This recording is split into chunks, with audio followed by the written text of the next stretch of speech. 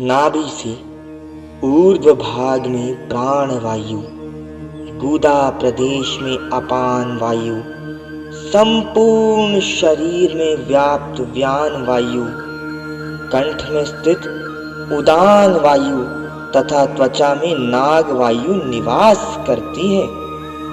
रसना में कूर्म वायु, मांस में कृकल वायु, अस्थियों में देवदत्त वायु, मस्तिष्क में धनंजय वायु, नाभि में त्रिकोण नामक अग्नि प्रदीप्त रहती है, जो शब्द उच्चारण, अन्न पाचन एवं शरीर के ताप को नियंत्रित करती है। यह अमाशय में जठराग्नि कहलाती है, जो अन्न को पचाकर रस के रूप में शरीर के प्रत्येक अंग अंग तक प्रदान करती है। वायु नियंत्रण के कार्य को भी जान लीजिए ऋषिवर। प्राणवायु श्वास उच्छ्वास को नियंत्रित करती है। अपान वायु मल मूत्र विसर्जन को नियंत्रित करती है। उदान वायु वाणी के प्रयोग तथा शरीर की लंबाई को नियंत्रण करने में सहायक होती है। समान वायु शरीर के अवशिष्ट जल आदि का उत्सर्जन करती है। नाग वायु आंखों की पलकें नियंत्रित करती है। कूर्म वायु भूख को प्रदीप्त बनाए रखती है। और कृकल वायु तंद्रा, निद्रा और सुषुप्ति का नियंत्रण करती है। देवदत्त वायु शरीर में थकान दूर कर विश्राम प्रदान करती है।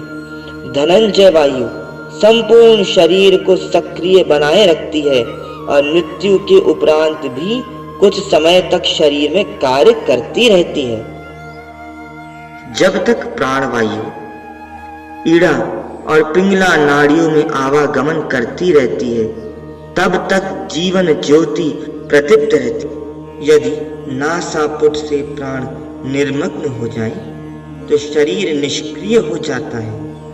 मृत्यु के पूर्व सूक्ष्म शरीर स्थूल शरीर में लय होकर जीवात्मा को कर्म योग अनुसार नया शरीर प्रदान करता है। किंतु योगी अपने प्राण तत्व को निमग्न कर अंतःकरण में जीवन शक्ति को समाहित करते हुए जन्म मरण के चक्र से मुक्त हो जाते हैं, जिसे मोक्ष कैवल्य अर्थात शिव सायुज्य कहा जाता है। योग साधना के लिए आवश्यक नियम भी जान लीजिए ऋषिवर।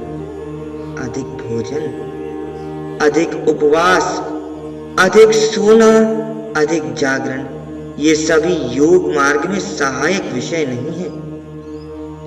चेष्टा, आहार, निद्रा और निद्रा में संतुलन भी होना चाहिए। संपूर्ण निष्क्रियता से जड़ता बढ़ती है, जिससे तमोगुण की वृद्धि होती है।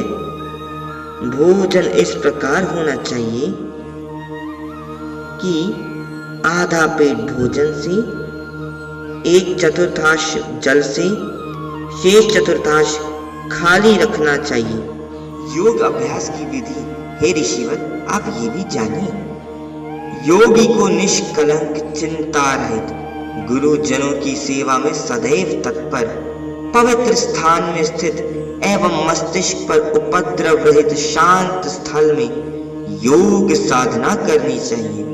योग साधना प्रारंभ करने से पूर्व इष्ट देव को नमन अवश्य करें।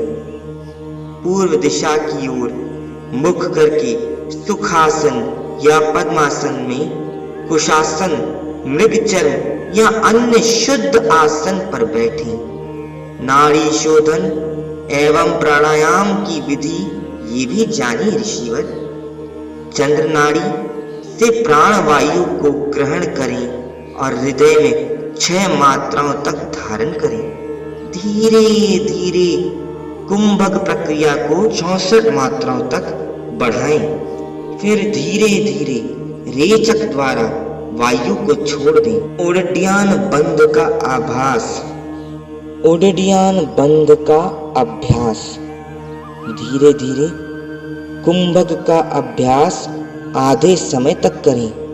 हठ योग में उड्डयन बंद के द्वारा हनु को कंठ में रोकें और पेट को भीतर की ओर खींचें। फिर सूर्य नाड़ी से प्राण वायु को ग्रहण करें और इस प्रक्रिया को निरंतर दोहराएं। प्रतिदिन 3 बार इसका अभ्यास करें। प्रातः, मध्याह्न, संध्या क्रमशः बढ़ाते हुए 80 बार तक इसका अभ्यास करें। प्राणायाम के अभ्यास से शरीर न केवल हल्का और बलवान होता है अपितु कांतिमान भी हो जाता है। बोलिए दत्तात्रेय भगवान की जय हो। सुनते रहिए श्री दत्त पुराण कथा जो श्री वासुदेवानंद सरस्वती जी द्वारा कृत है। इस दत्त पुराण के माध्यम से हम और आप सब भक्ति के सागर में डुबकी लगाएं और अपने आध्यात्मिक जीवन को और आगे बढ़ाते हुए आनंद को प्राप्त करें। श्री दत्तात्रेय भगवान की जय हो।